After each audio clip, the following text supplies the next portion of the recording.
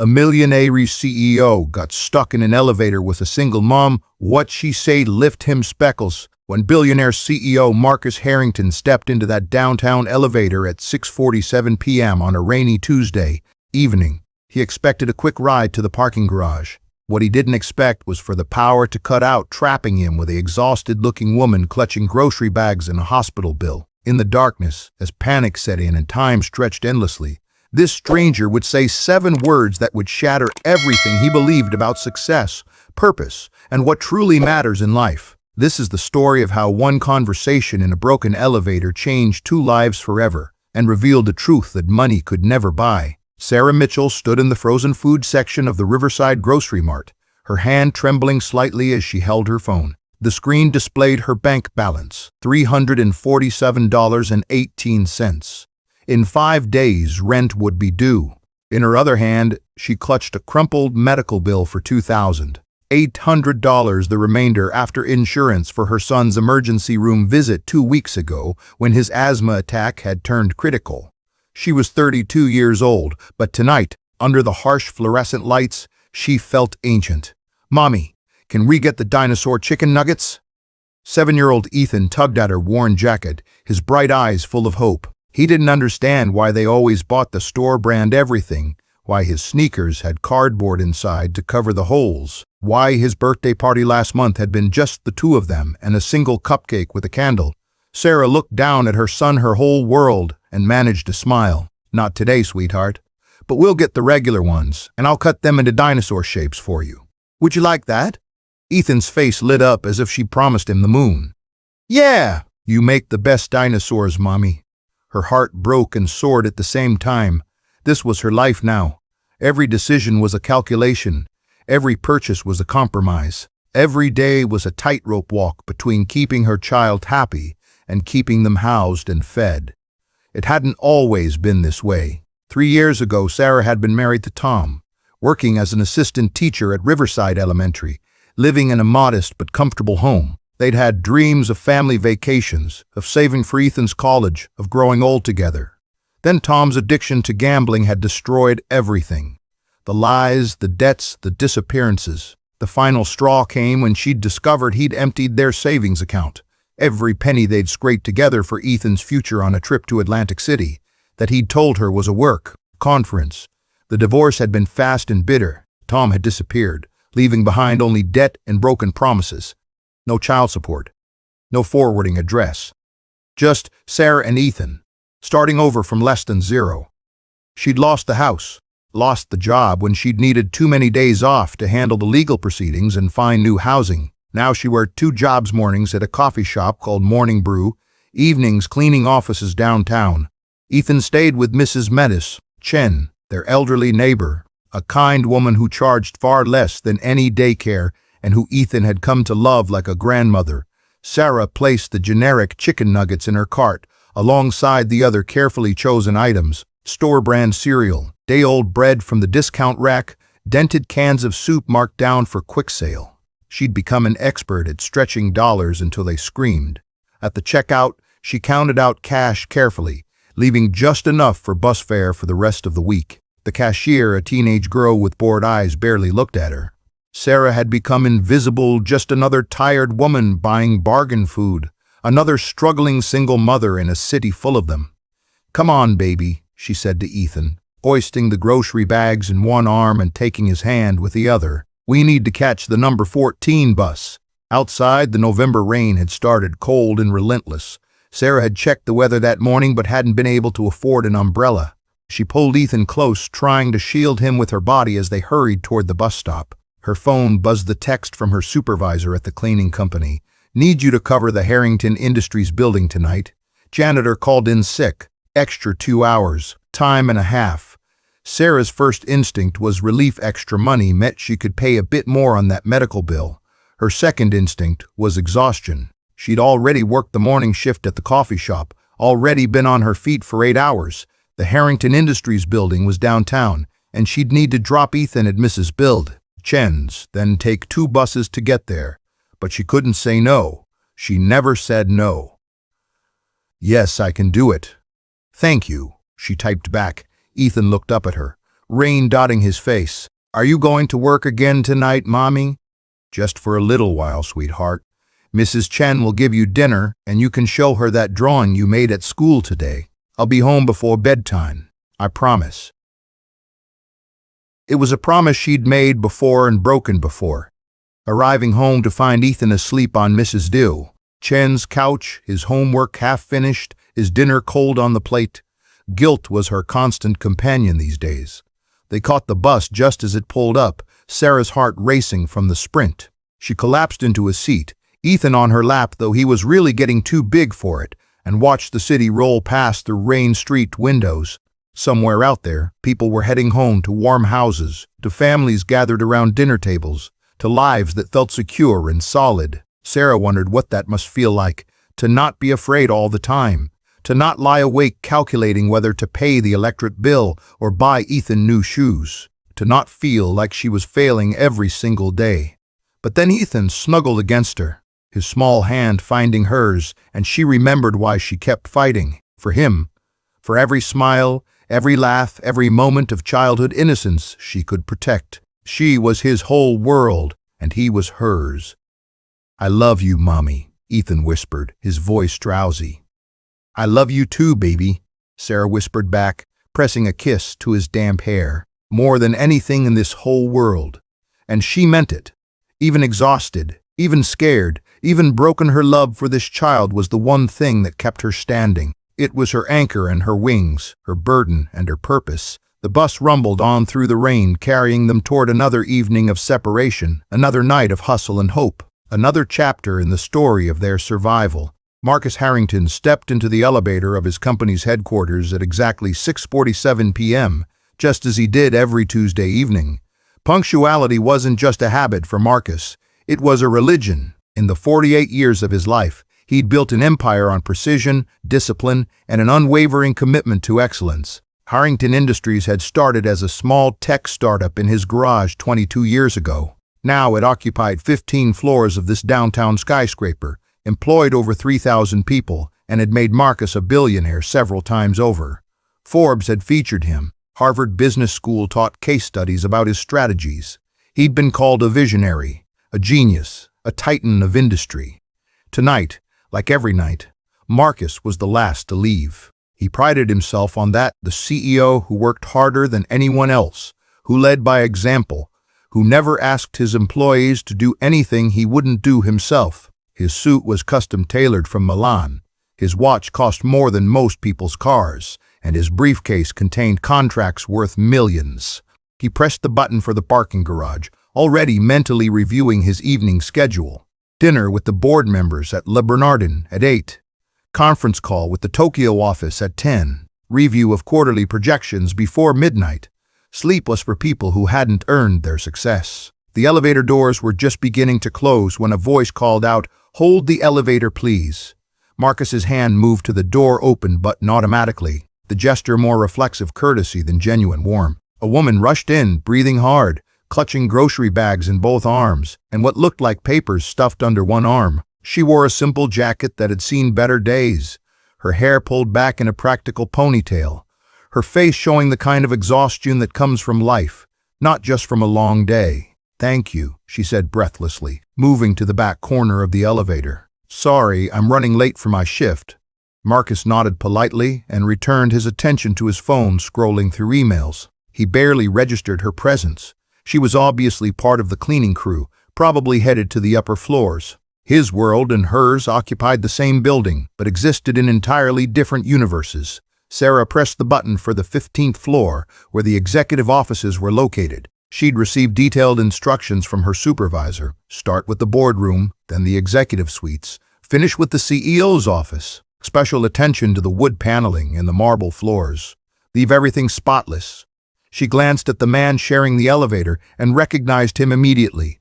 Marcus Harrington. She'd seen his photo on the company directory in the lobby, on the About Us page of the corporate website. The man who owned everything around them, who probably spent more on lunch than she made in a week. He looked exactly like his pictures, distinguished, powerful, completely absorbed in his phone. She wondered what it must be like to be him, to never worry about money, to have the world arrange itself around your desires. The elevator climbed smoothly, floor 4, floor 5, floor 6. Then, between the 7th and 8th floors, everything stopped. The lights flickered once, twice, then went out completely, leaving them in absolute darkness. The elevator jerked to a halt so suddenly that Sarah stumbled, her grocery bag spilling to the floor. She heard apples rolling, the crack of eggs breaking. "No, no, no," she whispered, her heart pounding. Marcus immediately pulled out his phone, activating the flashlight. The small beam of light cut through the darkness, revealing Sarah on her hands and knees, scrambling to gather scattered groceries, and the elevator panel showing no lights at all. "Power outage," Marcus said calmly, pressing the emergency call button. Nothing happened. He tried his phone, no signal. The whole building's grid must be down. Sarah stood slowly, her hands shaking. She was breathing too fast, panic rising in her throat. How long? How long until they fix it?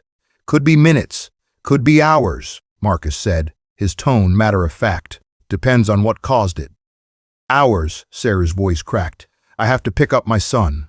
He's waiting for me. I promised I'd be home before bedtime. I promised him. For the first time, Marcus really looked at her. In the harsh light from his phone, he saw the fear in her eyes, the way her hands trembled as she clutched the broken grocery bags, the medical bill that had fallen to the floor with her groceries. "The emergency services will get us out," he said, trying to sound reassuring. "These buildings have protocols." But as the minutes ticked by in the darkness with no sounds of rescue, no working emergency phone, and no cell signal, even Marcus's confidence began to waver. Sarah sank down against the elevator wall, pulling her knees to her chest. She checked her phone, no signal, and only 15% battery left. She'd meant to charge it at work but had forgotten in the rush of the day. "Mrs. Chen will be worried," she said softly, more to herself than to Marcus. "Ethan will be scared. He doesn't like it when I'm late. Last month I was 2 hours late because the bus broke down, and he cried himself to sleep, thinking something happened to me." Marcus stood awkwardly, unsure what to say. He'd spent decades in boardrooms negotiating million-dollar deals, but comforting a frightened stranger in a broken elevator was outside his expertise. "I'm sure they'll understand," he offered weakly. Sarah laughed, but it was a hollow sound. Understanding doesn't make it easier for a 7-year-old boy who misses his mother. The silence stretched between them, filled only by the sound of rain pattering against the building somewhere far above them. Marcus found himself thinking about his own evening plans, now impossible. The board members would be furious. The Tokyo call would have to be rescheduled. His carefully constructed schedule was collapsing. But as he looked at this woman, Sarah, he thought she'd said he realized his problems seemed abstract compared to hers. He'd miss a dinner and a conference call. She was missing time with her child. The groceries she'd carefully selected were destroyed, and judging by that medical bill on the floor, she couldn't afford to replace them. "What's your son's name?" Marcus asked, surprising himself. Sarah looked up, equally surprised by the question. "Ethan. He's 7, smart as a whip, loves dinosaurs and space, wants to be an astronaut when he grows up."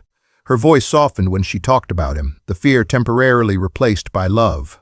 "Does he know all the planets?" Marcus asked, making conversation. "All of them, in order. He can tell you facts about each one for hours if you let him." Sarah smiled slightly. "Last week he told his teacher that when he goes to Mars, he's going to bring me back a rock for my birthday." Marcus felt something uncomfortable in his chest. Not quite pain, but close. When was the last time anyone had wanted to give him something that simple, that pure? His children from his failed marriage were grown now. One working in London, one traveling through Southeast Asia, both keeping him at arm's length. They called on holidays. They accepted his money. They didn't talk about bringing him rocks from Mars. "He sounds like a great kid," Marcus said quietly. "He's everything," Sarah replied, her voice breaking. "He's the reason I get up every morning. The reason I work 2 jobs. The reason I keep going when everything feels impossible. And right now, he's waiting for me, and I can't get to him." She put her face in her hands, and Marcus heard her take a shaky breath, fighting back tears. For the first time and longer than he could remember, Marcus Harrington didn't know what to do. His money couldn't fix this. His power couldn't fix this. They were just 2 people, trapped in the dark, waiting for rescue. And somehow, in that moment of helplessness, something in him, began to crack open. 20 minutes passed, then 40. The darkness pressed in around them, broken only by the weak glow of Marcus's phone, which he was trying to conserve. They'd tried shouting for help, pounding on the elevator doors, pressing every button on the panel. Nothing worked. The building was silent around them. Everyone else had gone home before the power failed. Sarah had stopped crying, settling instead into a numb acceptance. She'd sent Mrs. Chen a text before her phone died completely, hoping it would somehow get through when the network came back. Now she sat in the corner of the elevator, sorting through the salvageable groceries, trying not to think about Ethan's face when she didn't show up. Marcus had removed his jacket and loosened his tie. The first time in years he'd appeared anywhere looking less than perfectly composed. He sat across from Sarah, his back against the opposite wall, watching her methodically separate the broken eggs from the intact ones. "I'm sorry about your groceries," he said finally. "When we get out of here, let me replace them. It's the least I can do." Sarah looked up, and in the dim light, Marcus saw something flash across her face. Not gratitude, but something sharper. Why? The question caught him off guard. Because they were ruined when the elevator stopped. Because you feel guilty that I'm poor and you're not. Sarah's voice wasn't angry, just tired and honest. Because it makes you feel better to write a check and fix the small problem in front of you. Marcus felt heat rise in his face. "I was trying to help." "I know," Sarah said, her voice softening. "And I'm sorry. That was unfair. I'm tired. I'm so tired of being grateful for scraps, for small mercies, for the kindness of people who can afford to be kind because it costs them nothing." They sat in silence for a moment. Then Sarah spoke again, her voice quieter. "Do you know what the worst part is? It's not the struggle. It's not the 2 jobs or the cheap groceries or the bills I can't pay. It's that my son thinks this is normal. He thinks it's normal to patch his shoes with cardboard. He thinks it's normal to have birthdays with no presents. He thinks it's normal that mommy is always tired, always worried, always gone." Marcus found himself leaning forward, listening in a way he hadn't listened to anyone in years. "He drew a picture last week at school," Sarah continued. "The teacher asked them to draw their family. You know what Ethan drew? He drew me sleeping on the couch in my work uniform. That's his image of his mother, exhausted, always working, never really there even when I'm there." "You're doing the best you can," Marcus said. "You're working 2 jobs. You're keeping him fed and housed. Is it?" Sarah interrupted, and now there were tears in her voice again. "Is it really the best I can do? Or have I just accepted that this is all I deserve, that he deserves?" Marcus didn't know what to say. He thought about his own children, raised in luxury, given every advantage, who barely spoke to him now. He thought about all the things he'd believed mattered, the deals, the money, the success, and how hollow they suddenly seemed in this dark elevator with this woman who was fighting battles he'd never had to face. "Why do you do it?" Marcus asked. "Why not, I don't know, ask for help? Apply for assistance programs. There are resources." Sarah laughed, but it wasn't a happy sound. "You think I haven't? I make $43 too much per month to qualify for food assistance, too much for childcare subsidies, too much for Medicaid. I'm stuck in this horrible middle place where I make too much to get help, but not enough to actually survive. And asking for help from people, from friends, from family." She shook her head. "My parents are gone. My ex-husband disappeared. My friends from before, they tried at first, but people get tired of the friend who can never go out, who can never chip in for gifts, who's always struggling. I became the charity case, and eventually they just drifted away." "That's terrible," Marcus said, and meant it. "It's life," Sarah replied. "At least it's my life, and I tell myself that it's okay, that it's worth it, that as long as Ethan has food and shelter and love, that's enough. But sometimes," her voice dropped to a whisper, "sometimes I'm so afraid that I'm failing him, that love isn't enough when he needs new shoes, that being there isn't enough when I'm too tired to help with homework, that trying isn't enough when I can't give him the life he deserves." Marcus felt something break inside his chest. Here was a woman who had nothing, giving everything and believing it still wasn't enough. And here he was with everything, and what had he given that mattered? What had his billions actually bought except distance from his own children and endless empty achievements? "What happened to your husband?" he asked quietly. Sarah was silent for a long moment. "Gambling addiction. He hid it for years. By the time I found out, he'd destroyed our savings, taken out loans in my name, mortgaged our house. When I confronted him, he promised to get help, but he didn't. He just got better at lying. One day I came home and he was gone, just packed a bag and left. No note, no explanation, no child support, no contact, nothing. It's been 3 years." "I'm sorry," Marcus said, and the words felt inadequate. "So am I," Sarah said. "But you know what the worst part was? I blamed myself. I thought if I'd been a better wife, if I'd noticed sooner, if I'd been more understanding." She shook her head. "My therapist, back when I could afford therapy, told me that's what trauma does. It makes you believe you deserved it."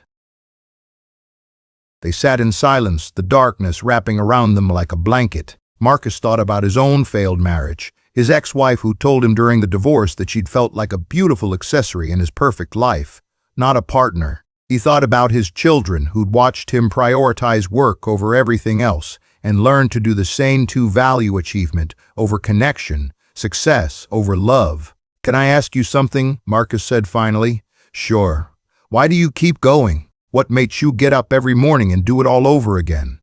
Sarah was quiet for so long that Marcus thought maybe she wasn't going to answer. Then, in the darkness, she said 7 words that would haunt Marcus Harrington for the rest of his life. "Because he deserves better than me, broken." The simplicity of it, the power of it. 7 words that contained more strength, more purpose, more genuine love than anything Marcus had encountered in his entire, carefully constructed existence. "He doesn't need perfection," Sarah continued softly. "He needs a mother who shows up, who tries, who loves him enough to keep fighting even when everything feels impossible. So that's what I do. I show up, I try, I fight." Marcus felt tears, actual tears burning in his eyes. When was the last time he'd cried? At his father's funeral, maybe. 15 years ago? Before that? "You're a better person than I am," he said, his voice rough. Sarah laughed softly. "I don't think it's a competition." "Maybe it should be," Marcus said. "Maybe if we measured success by how we show up for the people who need us, instead of by balance sheets and quarterly reports, the world would be better off." "You say that now," Sarah said gently, "but tomorrow you'll go back to your world, and I'll go back to mine, and nothing will change." Marcus opened his mouth to argue but stopped. Because she was right, wasn't she? In a few hours they'd be rescued. He'd go back to his penthouse, his meetings, his empire. She'd go back to her 2 jobs, her struggle, her beautiful, impossible fight to give her son a better life. But something had changed in him. Something fundamental had shifted, and for the first time in decades, Marcus Harrington didn't know what to do with the feeling. An hour became 2. The emergency lighting had finally kicked in, casting a dim amber glow that was somehow more intimate than the complete darkness had been. Sarah and Marcus had moved from their separate corners, now sitting side by side against the elevator wall, sharing the space like unexpected companions on a very strange journey. Marcus had shed his image of untouchable CEO completely. His tie lay discarded beside him, his shirt sleeves rolled up, his usually perfect hair disheveled from running his hands through it. Sarah had stopped apologizing for her circumstances and started simply being herself, honest, sometimes painfully so. "Tell me about Ethan," Marcus said. "Not the hard parts. Tell me something that makes you smile." Sarah's face transformed, the worry lines easing as a genuine smile spread across her features. "Last month he saved up his allowance, which is just $1 a week, but still, he saved it for 6 weeks, and you know what he bought me? What? A pack of fancy coffee. The good kind, from the whole bean section. He'd seen me drinking the cheap instant stuff and told me that I deserved princess coffee."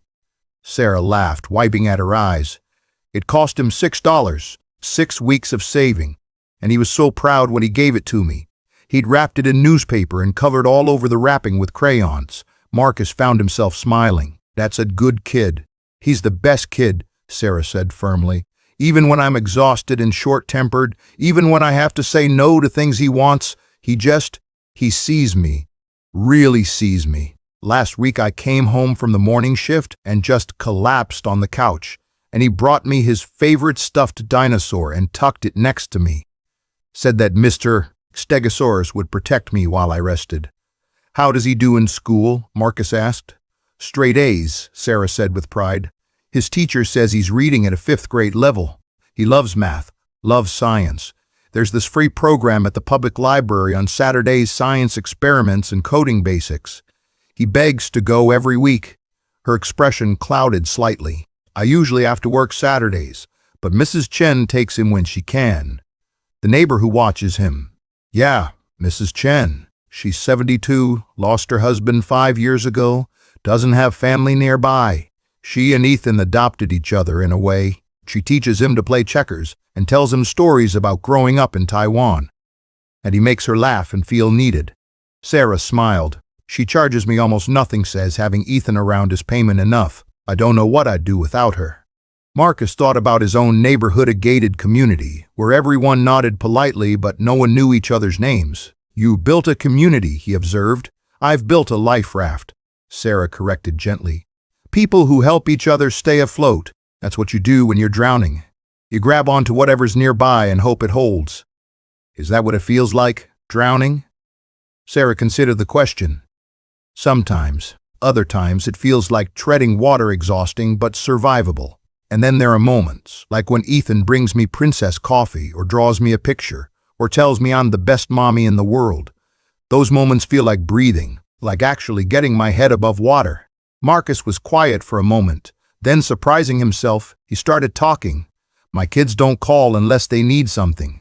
Money usually, or advice about their trust funds. My daughter is 26. I couldn't tell you what her favorite color is. My son is 24. I don't know if he's dating anyone, if he's happy, if he ever thinks about me except as a checkbook. Sarah turned to look at him, her expression sympathetic but honest. Did you know those things when they were younger? The question hit hard. Marcus tried to remember. Emma's favorite color. Had it been purple or pink? And Michael had liked dinosaurs too, hadn't he? But the memories were fuzzy, distant, like trying to see through frosted glass. I worked a lot, Marcus said finally. I told myself I was building something for them, a legacy, security. I missed baseball games and school plays because I had meetings, deals, opportunities that couldn't wait. My ex-wife tried to tell me I was missing their childhood, but I didn't listen. I thought I was being a good father by providing. You were doing what you thought was right, Sarah said quietly. Was I? Marcus looked at her. Or was I just doing what was easy? Because showing up is hard, being present is hard. It's a lot easier to throw money at problems than to actually sit with your kids and be there for their feelings, their struggles, their ordinary moments. Sarah didn't argue with him. She just listened. I remember Michael had this thing where he was afraid of thunderstorms, Marcus continued, the memory surfacing unexpectedly. He was maybe 6 or 7. He'd come to our room in the middle of the night, terrified, and my wife would comfort him. I'd pretend to sleep through it because I had an early meeting, because I needed rest, because...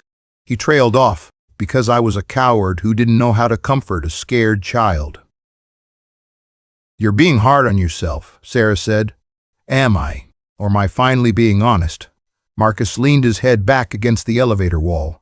You know what the irony is? I built this empire to give them everything, and in the process, I gave them nothing that mattered. They have trust funds, but we don't have trust. They have financial security, but no emotional security. I gave them the world and forgot to give them a father. Sarah reached out and touched his arm gently. It's not too late. Marcus laughed bitterly. Isn't it? Emma lives in London. We email occasionally. Michael is somewhere in Thailand or Vietnam. I lose track. They're adults with their own lives, and I'm just the rich dad who signs the checks. So stop being the rich dad who signs checks, Sarah said firmly. Be the imperfect human who messed up and wants to try again. Be vulnerable. Be real. You'd be surprised what people will forgive if you're genuine about wanting to change. You make it sound simple. It's not simple. It's terrifying, but it's also the only thing that matters. Sarah's voice was intense now, passionate. Every day, I'm afraid I'm failing Ethan.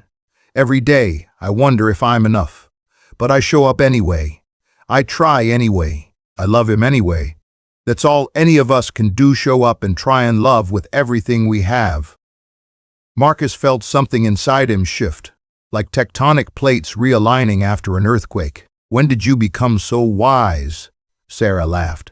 I'm not wise, I'm desperate. Desperate people figure out what matters real fast because we can't afford to waste time on what doesn't. What matters to you? Marcus asked. If you could have anything at all, what would it be? Sarah didn't hesitate. Time. Just time with Ethan where I'm not exhausted or worried or thinking about the next bill. Time to be fully present. Time to watch him grow up instead of just surviving alongside him. She paused, and maybe the ability to give him opportunities, good schools, experiences, the chance to become whoever he wants to be instead of being limited by circumstances. That's what any parent wants, Marcus said. Maybe, Sarah agreed, but most parents don't have to choose between their kids' opportunities and keeping the lights on. Most parents don't have to tell their 7-year-old that we can't afford the school field trip to the science museum, so instead we'll look at pictures online. Marcus felt ashamed of his wealth, his privilege, his blindness to how others struggled. What was the field trip? It was last spring, $50 per student, including lunch and transportation. $50 that I needed for that week's groceries. Ethan said he understood.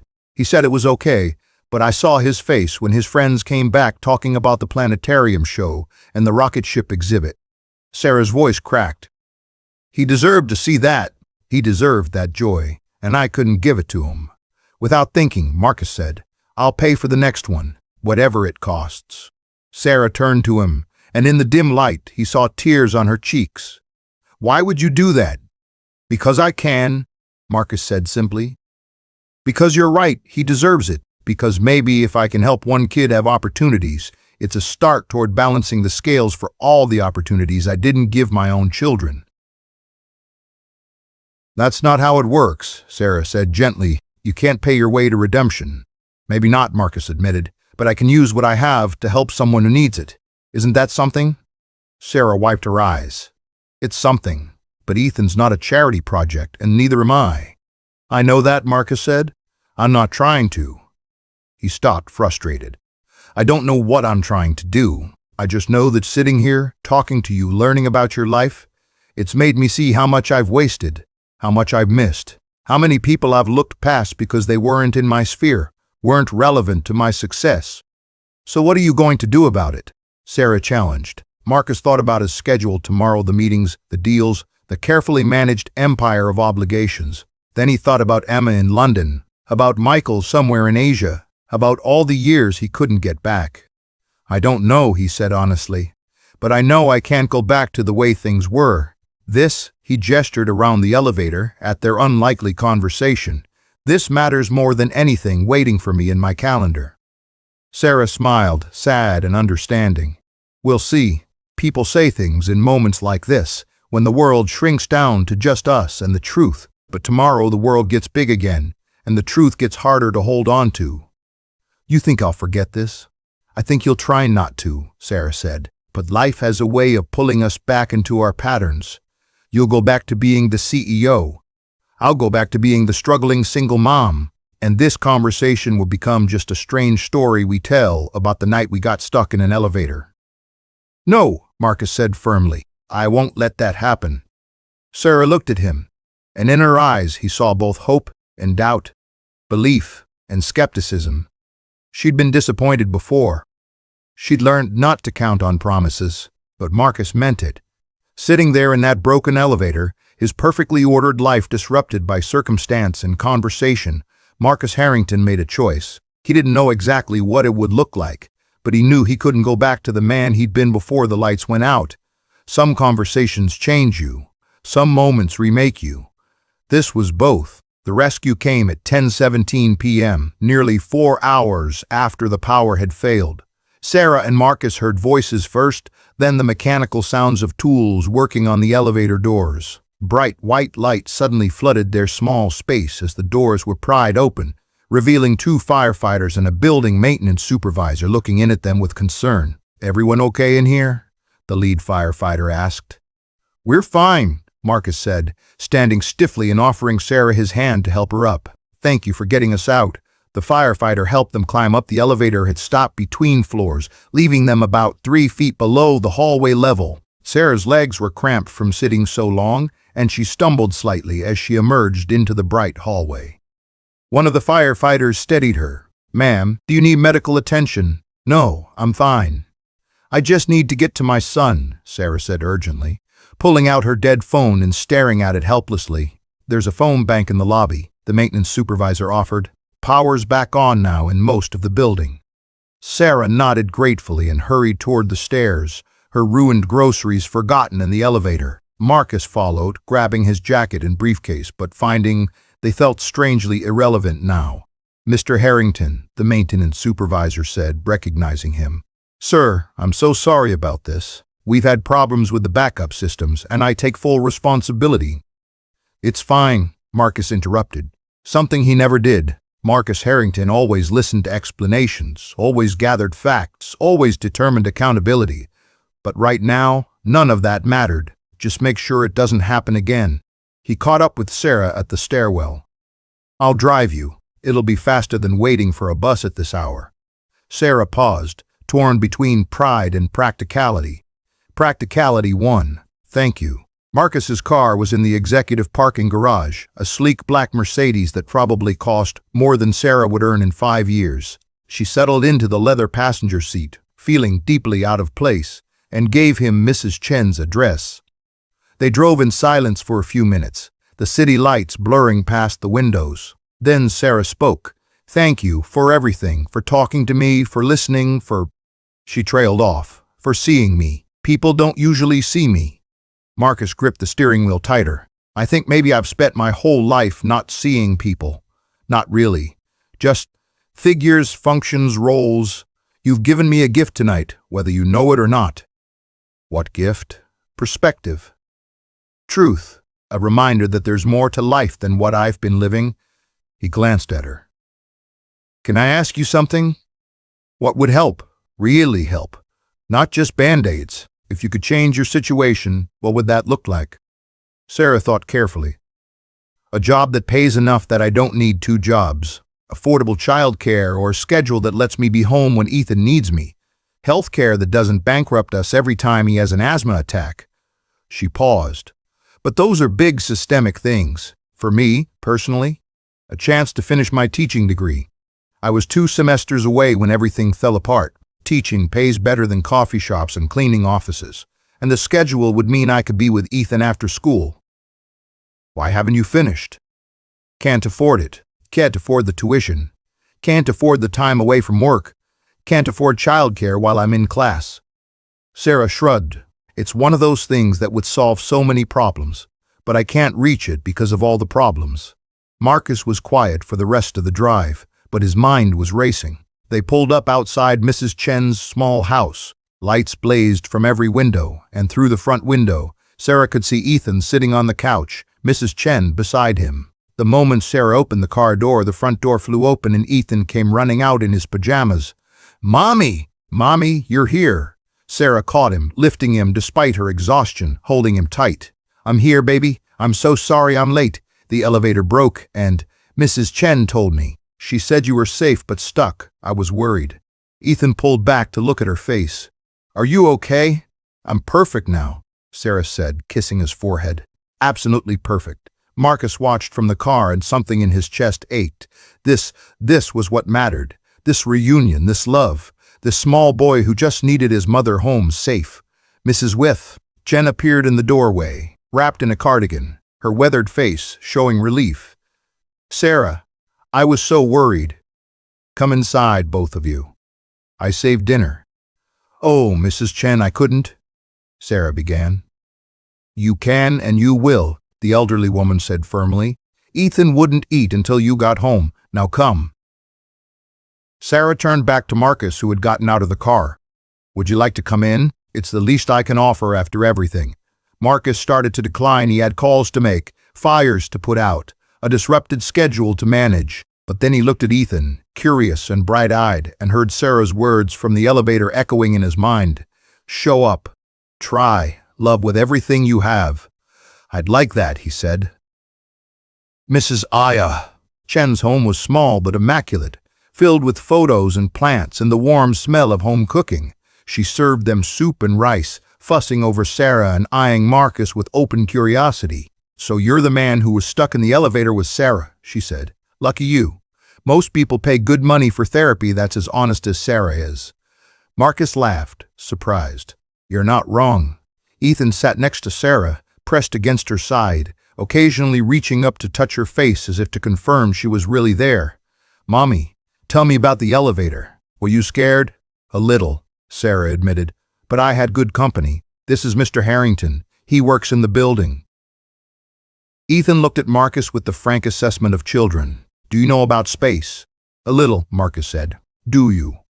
For the next 20 minutes, Ethan told Marcus everything he knew about the solar system, about Mars missions, about his dream of being an astronaut. Marcus listened with genuine interest, asking questions, encouraging the boys' enthusiasm, and watching them. Sarah felt tears prick her eyes again. This man, this billionaire, CEO, was sitting in Mrs. Billionaire, Chen's modest living room, eating simple soup, listening to a 7-year-old talk about space with the same attention he probably gave to board presentations. He'd shed his CEO persona completely and was just a person. A kind person. When Ethan finally started yawning, Sarah announced it was time to go home. She thanked Mrs. Chen, gathered her son, and walked out to find Marcus waiting by his car. "Let me drive you home," he offered. "It's only 2 blocks. We can walk." "Then let me walk with you." Sarah didn't argue. They walked slowly, Ethan between them, holding both their hands. The night was clear now, the earlier rain gone, stars visible despite the city lights. "Look, Mommy," Ethan said, pointing up. "That's Mars, the red one. I see it, baby. When I go there, I'll bring you back a whole bucket of rocks, not just one." Sarah laughed, squeezing his hand. "I'll treasure every single one." They reached Sarah's apartment building, a tired structure that had seen better decades. Marcus looked up at it, thinking about his penthouse with its floor-to-ceiling windows and panoramic views. Different worlds indeed. "Thank you," Sarah said, "for the ride, for tonight, for everything." Marcus crouched down to Ethan's level. "Keep studying those planets, Ethan. Keep dreaming big, and take care of your mom. She's pretty special." "I know," Ethan said seriously. "She's the best mommy in the whole universe. That's bigger than just the world." Marcus stood, his throat tight. "You're absolutely right." He shook Sarah's hand, and for a moment, they stood there in the glow of the streetlight, 2 people from different worlds who'd shared something rare and real. "I meant what I said," Marcus told her quietly. "About things changing. About not going back to the way things were." Sarah smiled, sad and knowing. "I hope you mean it, but I understand if the world pulls you back. It's very good at that." "Then I'll just have to pull harder," Marcus said. He walked back to his car, drove to his empty penthouse, and sat in the dark for a long time, thinking about everything that had changed in the space of 4 hours in a broken elevator. The next morning, Marcus Harrington called his assistant and cleared his schedule. Then he made 3 phone calls that would change everything. 3 years later, Sarah Mitchell stood in front of her 3rd-grade classroom, watching her students file in for the first day of school. She wore a professional dress that she'd bought without checking the price tag, her hair styled, her face reflecting the contentment of someone who'd finally found their place. The classroom was bright and welcoming, filled with books and science posters and a corner dedicated to space exploration, her small tribute to the boy who taught her that dreams matter, no matter how impossible they seem. "Good morning, Miss Mitchell," her students chorused, and Sarah smiled. "Good morning, everyone. Welcome to 3rd grade. We're going to have an amazing year together." It had been 3 years since that night in the elevator, 3 years since her life had been transformed by an encounter that should have been nothing more than an inconvenience. The next morning after the elevator incident, Sarah had arrived at work to find a message asking her to call a number she didn't recognize. When she did, she'd been connected to an HR representative from Harrington Industries. "Ms. Mitchell, we'd like to offer you a position in our corporate daycare center," the woman had said. "Full-time, with benefits, and the salary is $60,000 annually." The position also includes free childcare for employees' children and a tuition reimbursement program for employees pursuing education degrees. Sarah had been speechless. I don't understand. I didn't apply for this position. The position was created for you, the woman said simply. Mr. Harrington was quite specific about the requirements. It had taken Sarah 2 days to accept. Pride had warred with practicality, with need, with the fear of being someone's charity project. But finally, she'd called back and said yes. The job had changed everything. Steady income, benefits, health insurance that meant Ethan's asthma medications didn't bankrupt them, and most importantly, Ethan was right there in the building, in a bright, nurturing environment with educational programs and other children. But Marcus hadn't stopped there. The tuition reimbursement program had allowed Sarah to finish her teaching degree. She'd attended classes at night, studied while Ethan did his homework beside her, and 2 years later, she'd walked across a graduation stage to receive her diploma while Ethan and Mrs. Rivoter Chen cheered from the audience. Marcus had been there too, sitting quietly in the back. He'd sent flowers, simple daisies, not elaborate roses, with a card that said, "You did this. I just removed some obstacles. Proud of you." But the most profound changes weren't in Sarah's life. They were in Marcus Harrington himself. That night in the elevator, Marcus had made 3 phone calls. The first was to Emma in London. "I need to tell you I'm sorry," he'd said when she answered, shocked to hear from him outside their usual scheduled calls. "I'm sorry I wasn't there. I'm sorry I chose work over you. I'm sorry I don't know your favorite color or what makes you happy. And I want to change that, if you'll let me." Emma had been silent for a long moment. Then, her voice uncertain. "It's yellow. My favorite color is yellow." "Tell me why," Marcus had said, and they'd talked for 2 hours. The second call was to Michael. "Where are you right now?" Marcus had asked. "Vietnam." "Why? Is something wrong?" "Yes," Marcus had said honestly. "I've been a terrible father. I've been absent and distant, and I've treated you like an obligation instead of my son. And I want to fix it, not with money, with time, with presence, with actually being your dad." Michael had been skeptical. They both had been. But Marcus had persisted. Weekly calls that turned into daily texts, questions about their lives, their dreams, their struggles. Visits. Marcus had flown to London, to Vietnam, to wherever they were, just to spend time with them. It wasn't smooth. There were awkward conversations and old resentments and moments where the distance of years felt impossible to bridge. But Marcus showed up. He tried. And slowly, painfully, beautifully, his children began to let him back in. The third call had been to his board of directors. "I'm restructuring my role," he'd announced. "I'm hiring a president to handle day-to-day operations. I'll remain CEO and chairman, but I'm cutting my hours by half." The board had been horrified. His CFO had predicted disaster, but Marcus had been immovable. "I've spent 22 years building this company," he'd said, "and in the process, I've lost the things that actually matter. I'm not doing that anymore. The company will be fine. It might even be better with someone who isn't burned out from decades of 12-hour days." He'd been right. The company hadn't collapsed. It had thrived, perhaps because the new president brought fresh perspective and energy. Perhaps because sometimes the best thing a leader can do is get out of the way. Marcus had used his newfound time to create the Harrington Foundation, focused on supporting single parents pursuing education and career advancement.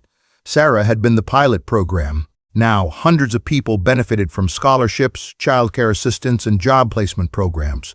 But Marcus's real work wasn't in the foundation's programs. It was in the small, daily choices he made to be present, to listen, to see people. Now, 3 years later, Sarah stood in her classroom while across town.